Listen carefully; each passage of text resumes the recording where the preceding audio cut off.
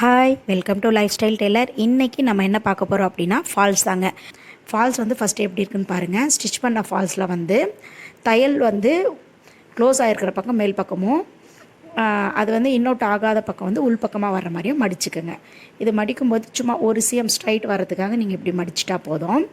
இந்த மாதிரி மடித்து வச்சுட்டு இப்போ பாருங்கள், இந்த இடம் வந்து பார்த்திங்க அப்படின்னா சாரீலேருந்து ஒரு 2 mm உள்ளே தள்ளி தான் நீங்கள் வைக்கணும். நல்லா பாருங்கள், சாரியும் ஃபால்ஸும் ஒரே ஈவனாக வைக்க வேண்டாம். அப்படி வச்சிங்க அப்படின்னா தைக்கும்போது ஃபால்ஸ் வந்து வெளியில் வந்துடும்.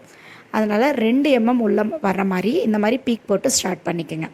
நல்லா டர்ன் பண்ணிவிட்டு எப்போவுமே இழுக்கவே கூடாது.